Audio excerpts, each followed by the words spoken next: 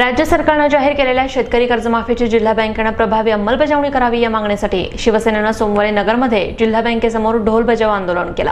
कर्जमाफी मिळालेल्या शेतकऱ्यांची यादी संबंधित शाखांमध्ये लावण्याची मागणी यावेळी करण्यात आली। राज्य सरकारच्या शेतकरी कर्जमाफीच्या निर्णयाची जिल्ह्यात प्रभावी अंमलबजावणी व्हावी तसेच कर्जमाफी मिळालेल्या शेतकऱ्यांची यादी जाहीर करावी या मागणीसाठी शिवसेनेने सोमवारी जिल्हा मध्यवर्ती सहकारी बँकेच्या मुख्यालयासमोर ढोल बजाव आंदोलन केले।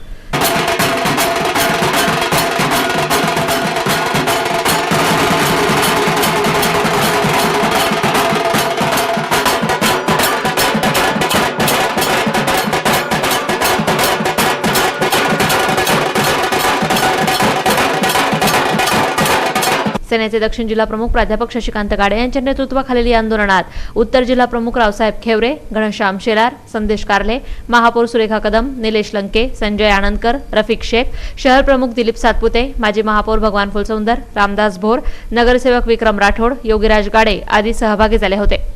जिल्हा बँकेने कर्जमाफी मिळालेल्या शेतकऱ्यांची यादी शाखानिहाय लावून कोणाला किती कर्जमाफी मिळाली याबाबतचा तपशील जाहीर करावा अशी मागणी सेना नेत्यांनी केली। शिवसेनेच्या पाठपुराव्यामुळे आंदोलनामुळे महाराष्ट्रातील सर्व शेतकऱ्यांना कर्जमुक्ती देण्यास शासनास भाग पाडले आणि शासनाने शेतकऱ्यांना कर्जमुक्ती दिली, परंतु ही प्रत्यक्षात किती शेतकऱ्यांना दिली, त्या शेतकऱ्याचं नाव, त्या शेतकऱ्याचा पत्ता आणि त्याला शासनाच्या माध्यमातून किती कर्जमुक्ती मिळाली ती रक्कम अशी सर्व बँकेने आपापल्या शाखेच्या बोर्डमध्ये यादी त्या ठिकाणी लावण्यात यावी अशी पक्षप्रमुख उद्धवजी साहेब यांची त्या ठिकाणी मागणी आहे। कारण भारतीय जनता पार्टीच्या नेते मंडळींनी लोकसभेच्या निवडणुकीमध्ये सांगितलेल्या गोष्टी किंवा दिलेले आश्वासनं ते आजपर्यंत पाळले नाही।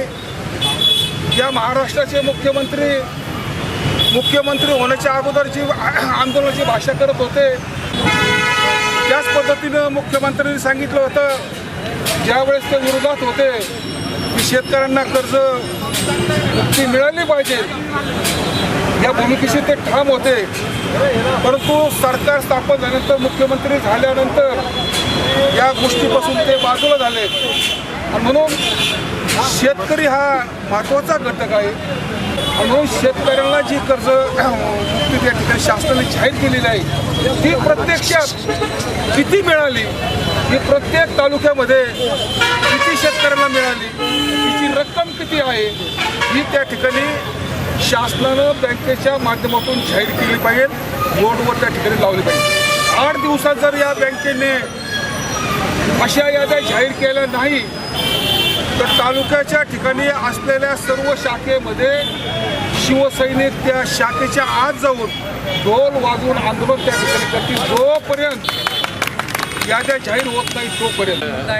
यांच्या अध्यक्षतेखाली शिवसेनेच्या वतीने शेतकऱ्यांसाठी आज इथे आंदोलन करण्यात आलेलं आहे। त्यामध्ये शेतकऱ्यांची कर्जमाफी करून जिल्हा बँकेने शेतकऱ्यांची यादी जाहीर केली पाहिजे व त्याचा बोर्डवर त्यांची नावे दिली पाहिजे की ज्या ज्या शेतकऱ्यांचं कर्ज माफ झालं आहे तर त्यांची यादी जाहीर केली तरच खऱ्या अर्थाने शेतकऱ्यांना कर्ज माफ झाले हे होऊ शकेल, सर्व जनतेलाही कळू शकेल। तर आज शिवसेनेच्या वतीने हे आंदोलन करण्यात आलेलं आहे।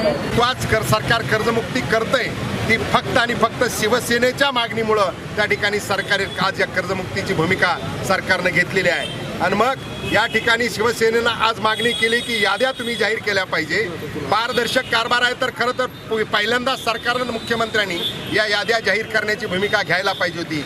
मोगम फक्त एवढे लोकांचा 7-12 कोरा होणार आहे असं सांगून चालणार नाही, तर त्याच्या याद्या प्रत्यक्षात लागल्या पाहिजे की किती शेतकऱ्याचा 7-12 कोरा झाला।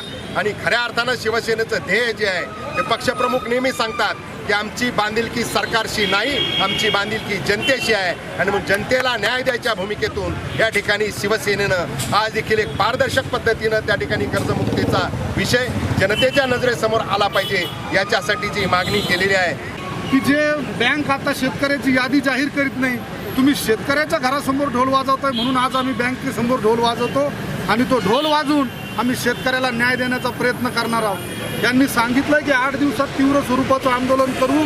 मात्र मला वाटतं की ढोल वाजवण्यापेक्षा जर ह्या लोकांनी 8 दिवसात यादी लावली नाही तर जिल्हा बँकसुद्धा बंद करून टाकू आणि राहिलेल्या यांच्या उर्वरित शाखासुद्धा गावोगावी शिवसेनेच्या वतीने बंद करण्यात येतील. याच्यानंतर आम्ही फक्त ह्याच जिल्हा बँकेचाच विषय नाही तर नॅशनलाइज बँकेवर सुद्धा जाणार आहे. जिल्हा निबंधकाच्या समोर सुद्धा आम्ही आंदोलन करणार आहोत.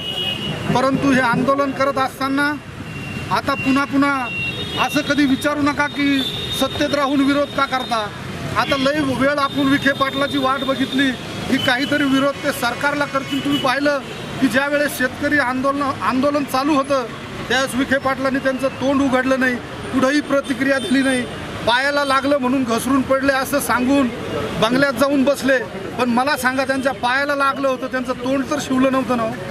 तोंडाने ते बोलू शकत होते, तोंडाने ते प्रतिक्रिया देऊ शकत होते. आणि आता कालच्या मुख्यमंत्र्याच्या कार्यक्रमात त्यांनी डिक्लेअर करून टाकलंय की आम्ही आता भाजपच्या वाटेवर आहोत. आणि मग अशा लोकांच्या भरोश्यावर तुम्ही शेतकऱ्याला सोडणार आहात का?